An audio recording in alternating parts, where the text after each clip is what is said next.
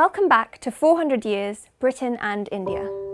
When we last left the story, it was 1858 and the British had taken control of India. Queen Victoria became the Empress of India in 1876. So, with the help of our friends, let's jump into a snapshot history recap. Key figures obviously in the creation of a British Empire in India. The way he did it was by a couple of successful military campaigns. One is the Battle of Plassey and the other is the Battle of Buxar.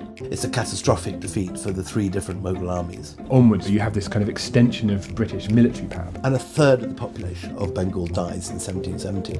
And then the final change happens under the Marquis Wellesley. In two massive wars, he actually conquers more of India than Napoleon conquers of Europe. And I think what happens in the 1820s, 1830s, 1840s is that you have this period of instability.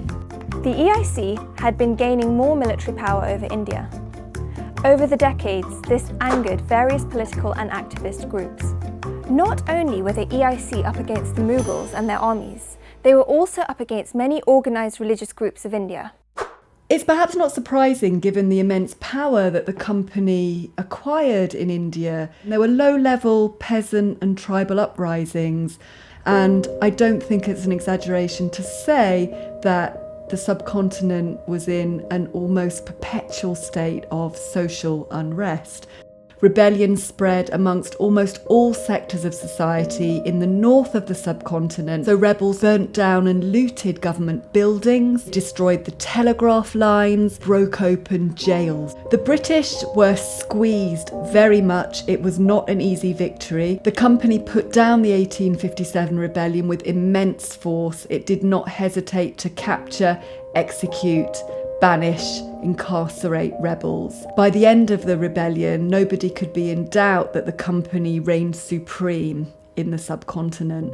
So I think you have to start with the British response to 1857 itself, which is this incredible frenzy of violence. The revolt itself is quite violent, but the British response is massacre after massacre. You have, gunships sailing along the Ganges, with soldiers just randomly shooting at anyone. You have kind of troops walking into villages, hanging the entire population. You have the whole of Delhi is evacuated. This big city is just driven out. And that's driven to some degree by official British instructions, but actually it's also this sort of much more visceral, passionate kind of desire for retribution and revenge on the part of British soldiers. Despite the company's victory, it also ensured its demise. Because of the way the Indian rebellion was handled, in 1858 the governance of India was passed to the British Crown. The EIC was no longer in control of the Indian subcontinent. A new era was born and Queen Victoria became Empress of India, although the EIC continued to trade for another 17 years up until 1874.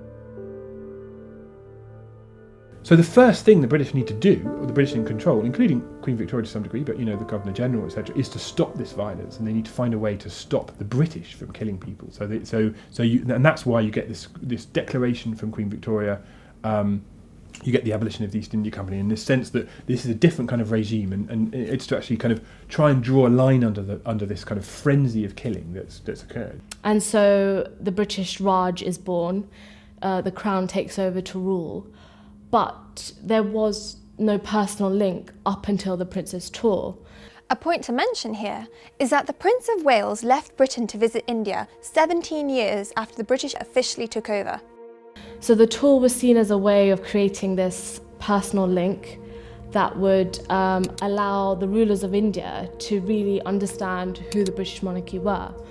The Prince himself really wanted to go to India. Touring was a big part of royal education. So it was a big part of learning, but also politically it played an important role in creating this personal diplomatic link that was really required at this point.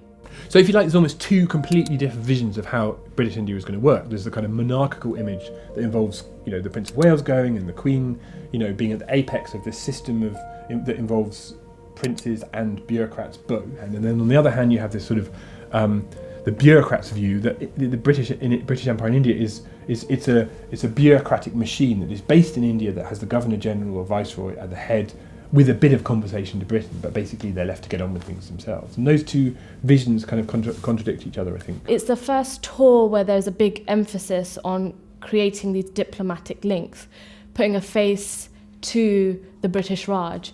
And so it was a really important tour for that reason.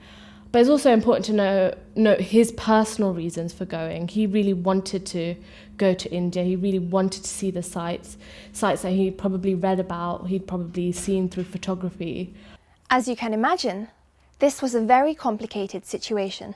On the one hand, it seemed like the rebellion had disappeared and people were living peacefully, and in many instances, this was the case. However, many groups continued to oppose British rule and were put to trial and sent to prison.